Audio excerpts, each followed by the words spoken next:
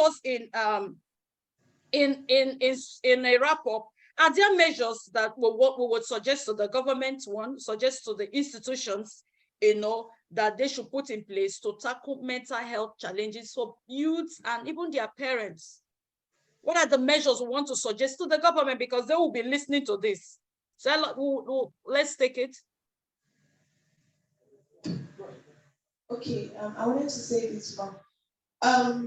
In a place where we have, I've actually heard of this story. In a church, actually, they have marriage counselors.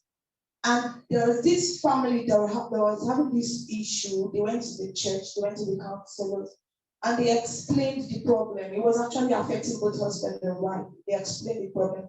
But in return, what they got was their kids became a topic.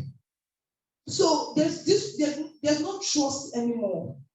Like, after this, the next case, another family actually had another issue, and they advised to go to the counselor. And what the man said was, no, I don't want anyone to start using my case to preach to people. So no one will now start looking at me one kind. I don't know if you get.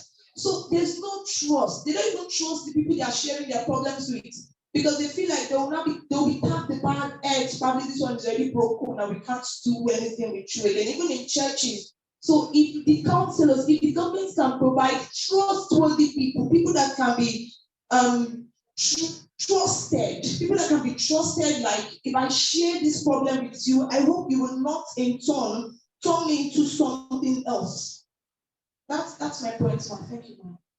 Thank you so much, because that's a breach of confidentiality.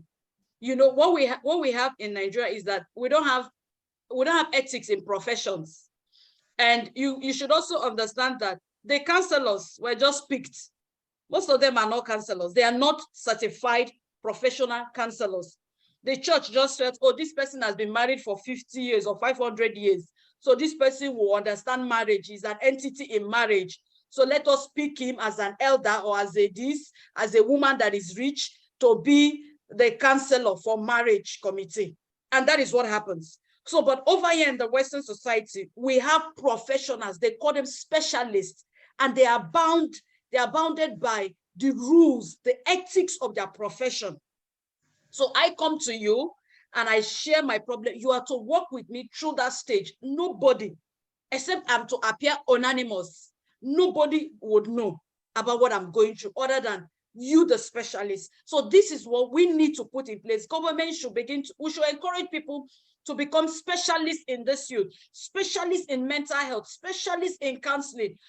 Those are the people that know the ethics of their profession, and they are going to keep to the ethics. And let there be a law that binds them to the secrecy, to the oath that they swore, that I come to share something with you because I believe you're an expert and that thing is safe with you. So number one is government should get these people, but it should be trained personnel, not church picking somebody from the church as a marriage counselor, which is why I don't like this. I went to church or marriage counseling to share secret. It usually gets into the air and it ruins the people. So another thing we can suggest to the government, to the church, that to boost mental health as we wrap up.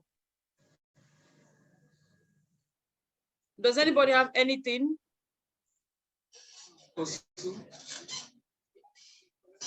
Okay, ma, can you hear me? Sorry? So let me use myself as an example. I used to be a teacher in school, and this issue of mental health in schools, for instance, it should go beyond academic performance, because you need to identify what makes the child not to perform well academically. Now, it's easy to look at a child who scores a very high grade and the child did poorly in an exam, and you're like, what happened to you? This is not who you used to be, and all that. You're playing too much. That may not be the case.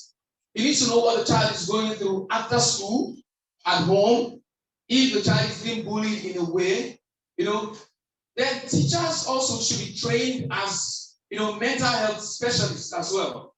If I'm to own a school today, I will have a very strong department dedicated for mental health issues and challenges. Because if these things are not talked about, an average Nigerian barely talks about mental health. Because we believe that what comes to us, we'll go through it anyhow. Because we'll be resilient in the wrong way. So we don't talk about these things. So in schools, in our organizations, wherever we work, in the church, wherever, in the community, wherever we find ourselves, I think we should speak up, then trust that with the aid of some governmental organizations, they will help us provide people who are trustworthy in this discipline or in this area of mental health, because that is the first way people can now, start talking about their mental issues and even get to understand that there is something called mental health challenges, because that sensitization should start going out into our societies. And immediately after COVID, people started talking about mental health issues, but it stopped. It has stopped. Nobody is talking about it anymore. I think there should be a revamp of this talk on mental health, like we're doing right now. It should be loud and loud like never before. Thank you. Thank you so much. Because the African man uses that, the Nigerian man uses, it is well. I am good, I am well. And we are managing to cover up these three sentences. I am managing, it is well, I am good. We use these three sentences to suppress all the negative feelings, all the depression, all the regrets, all the struggles. We just use it to suppress it. So what we do is we cover up the wounds, we patch up the wounds, we patch up the wounds. Daily, we are exposed to things that hurt us mentally, and we can't talk about it. That's why sometimes you see yourself, you're getting impatient, you're getting angry, you're getting mad. You don't even know what is happening to you, because there's a part in you, there's an injury that has not been reached. So I'm going to ask us this one. I have one or two questions last. Would we like a mental health workshop? And if yes, what would be your expectation in the workshop? Because this one now will need your expectation. I also hope that you talk about having experts in that workshop. So would you like to have a youth mental health workshop? If yes, what are your expectations for that workshop? Like, what are the things you want the workshop to cover? Thank you very much. Personally, yes, I would love a mental health workshop for youth. And I'm expecting that through this workshop, there'll be a high level of advocacy for mental health wellness. And also people will come to a better understanding of what the whole mental health is. And it's not just limited to mental illness and disorders. And it's through this workshop, they will know that even accumulated stress could result in mental health challenges. Thank you, Ma. Thank you so much, Ms. Kate. Is there anybody that have any other expectation? Would you want a mental health workshop? If yes, maybe why? And then what would you be expecting from the workshop? Okay, if I'm going to attend a mental health workshop, there are things I would like to see, or there are things I would like to hear.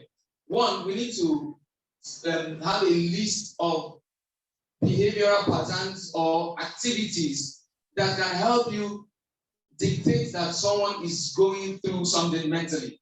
Okay, there should be something about someone that can tell. I think that comes with a high level of professionalism.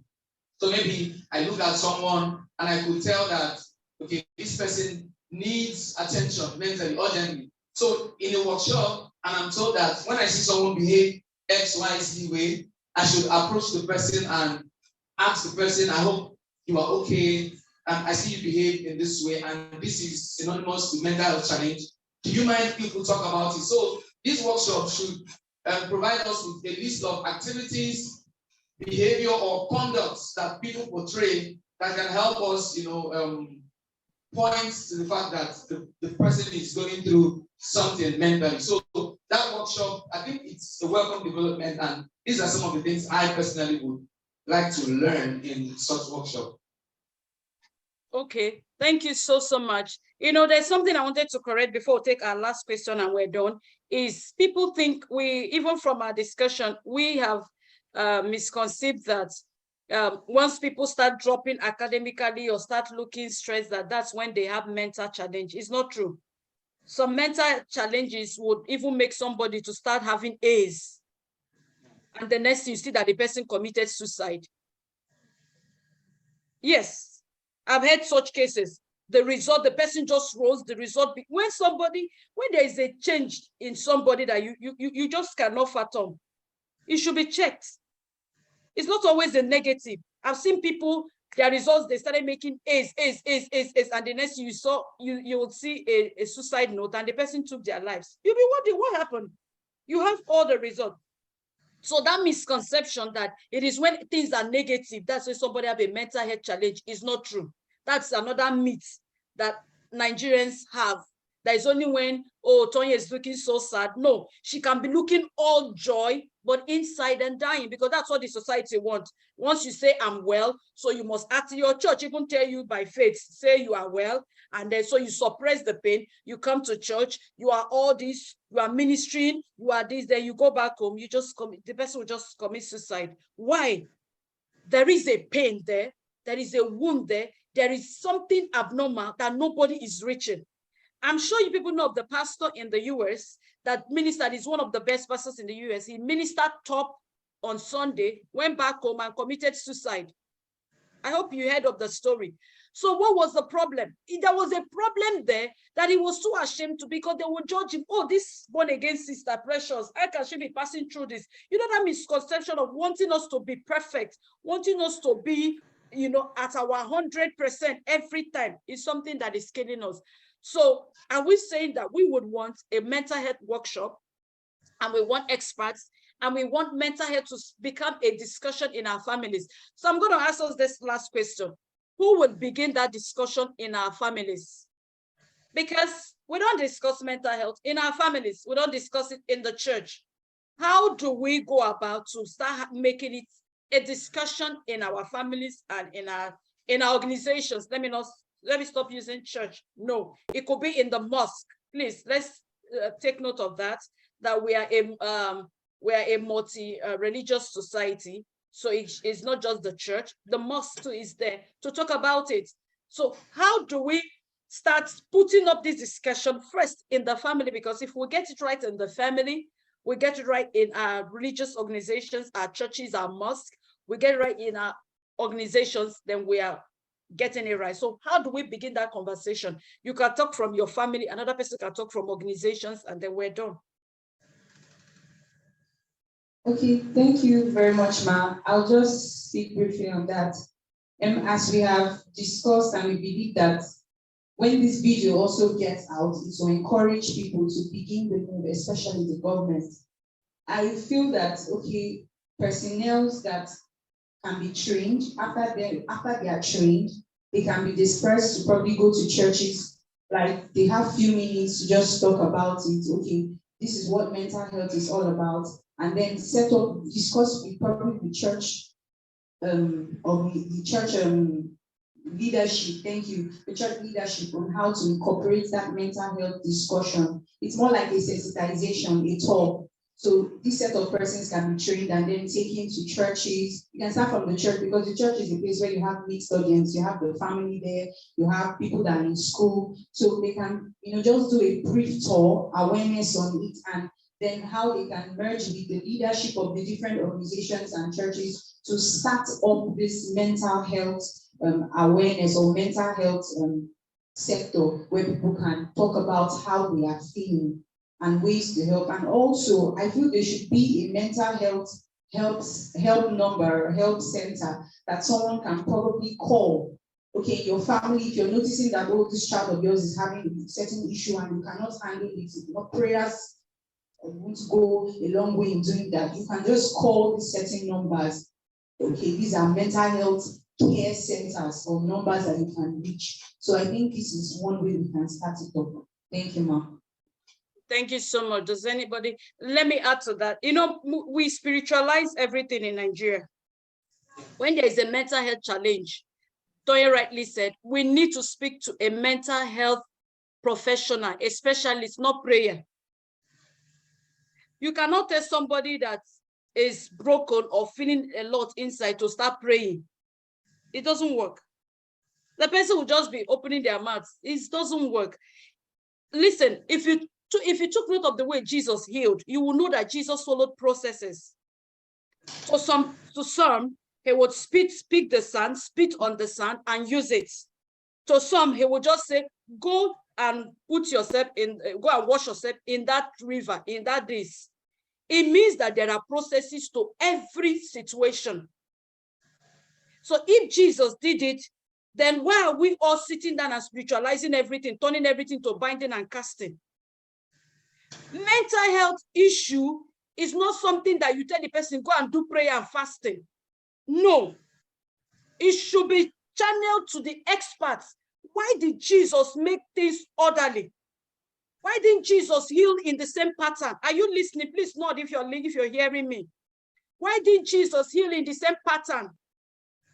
Why did he use different patterns to tell you that there are specific patterns for each problem? It's not a matter of faith here. No, we have to change this religious mindset of our youth, of the church, of the family. Everything is not fasting and prayer. Go and fast. Go and seek the face of God. When I'm mentally challenged, you say I should go and seek what face? No. So we are going to keep advocating for this, and we're going to put up a very strong mental health workshop.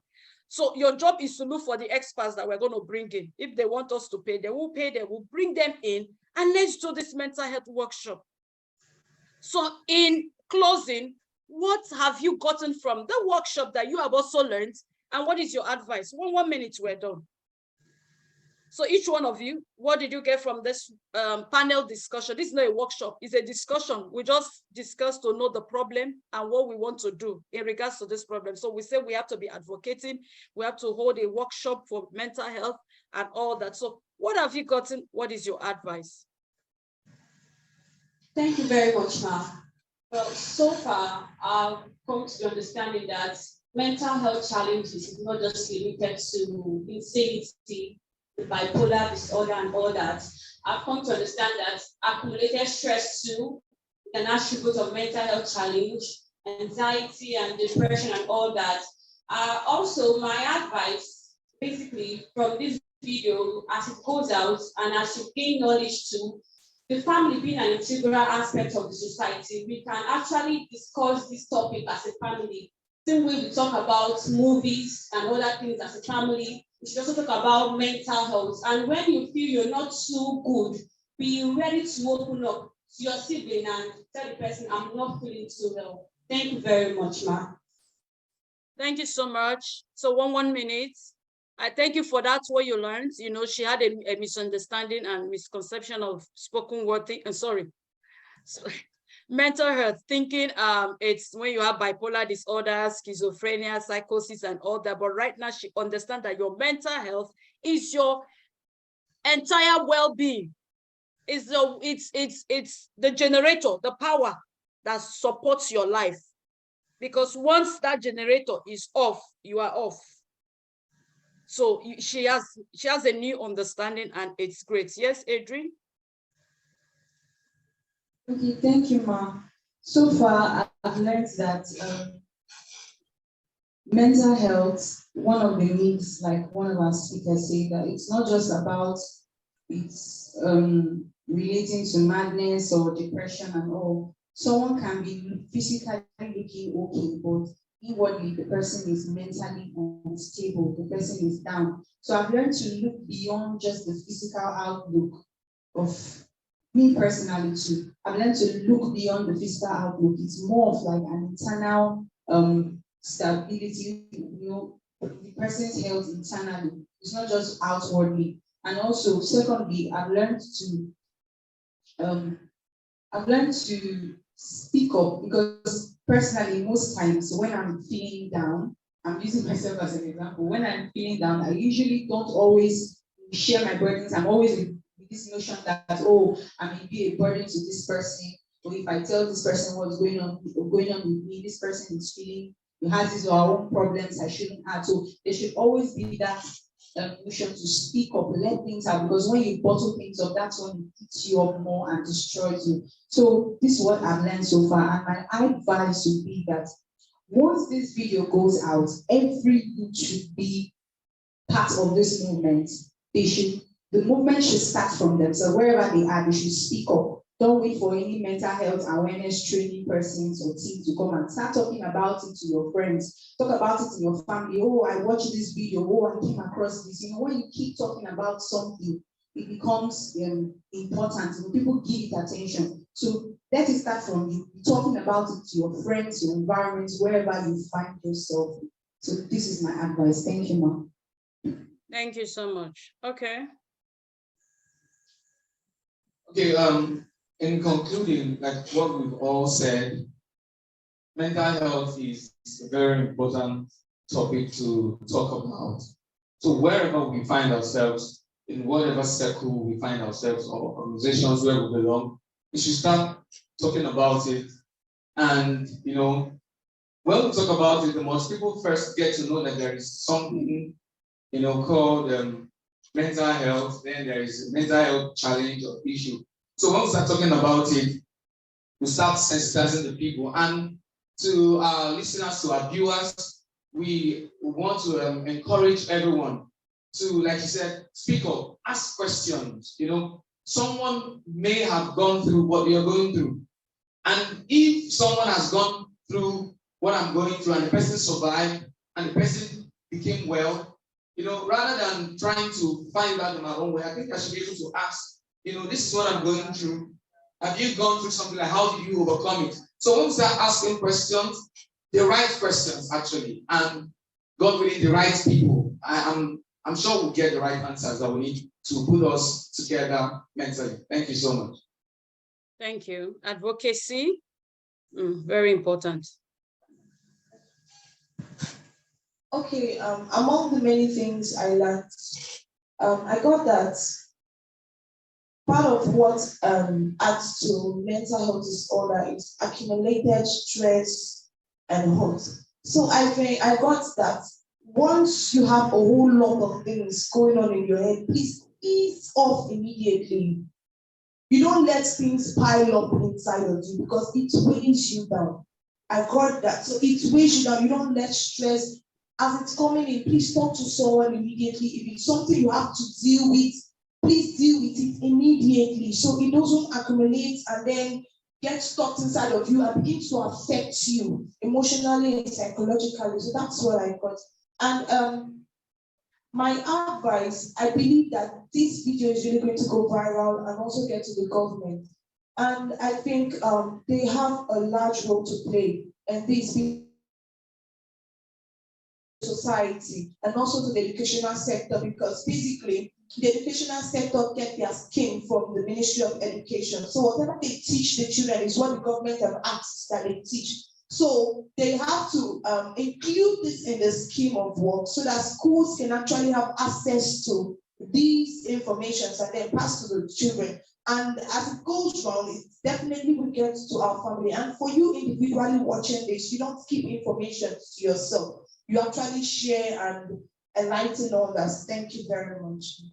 Thank you so much. I'm super proud of us. So in a nutshell, we talked about that mental health should become a topical issue in Nigeria. It should not be something that should be swept under the carpet. It should be talked about in the homes. Children and parents should sit down and ask each other, how are you doing? And I'm not saying from that religious aspect of I'm fine, I'm well. No. How are you doing? What is going on in your life?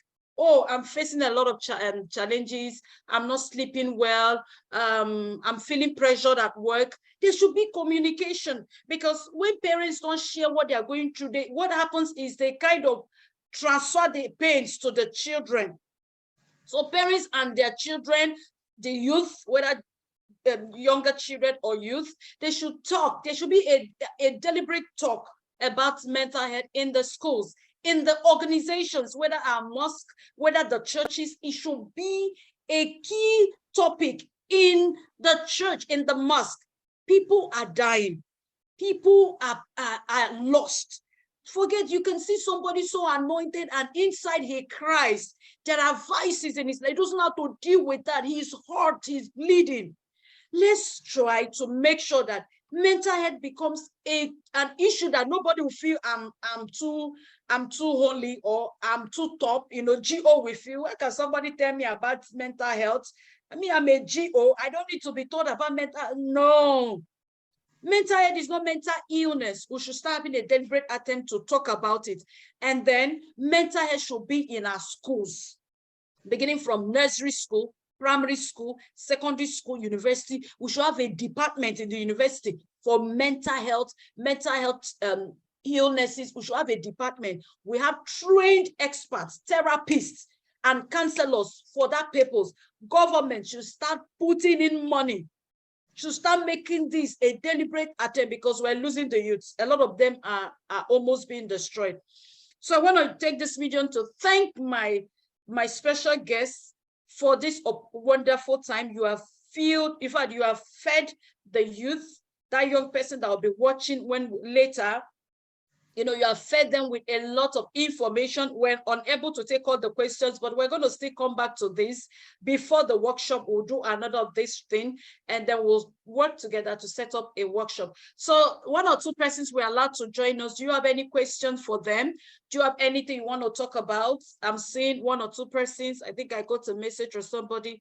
Would you like to say something then so that we can let them go? The people joining us, Oliechi, Sonia, do you have anything to ask or add? You can just lift up your hand if you have, or if you have something to talk about. If no, okay, so we'll go on. Thank you so much for coming. I see you as the main people, and I hope you have learned. Don't keep anything in your heart, you know, in as much as you're so scared, I don't want my secret out. Make sure that, ask yourself, Precious, are you okay? How are you feeling? Not the religious one. How are you feeling? Sometimes, before I close us, journaling is very good. Writing your experience is good. Writing how you feel is good. Try to do that. It eases you. You ask yourself, Adrian, how are you? And you write how you are. This way you're not, nobody's judging you. You type how you are. It's a deliberate act. I'm not well. I don't like what happened. I don't like what I did. I don't like how this person spoke to me. You write it. Write how you feel. And then the more you read it, it eases you. It does. It eases you. Oh, you write your mistake. You just write it down. I don't like the way my mom talked to me. I don't like the way I'm feeling so unimportant. Write it down. Sometimes you can have somebody to screenshot it and send it to. But when you don't have, learn to journal. Learn to write how you feel. Learn to draw how you feel. Another thing, draw how you feel. I feel terrible, draw it. You know, so thank you for coming. I appreciate you more, and I love you so much.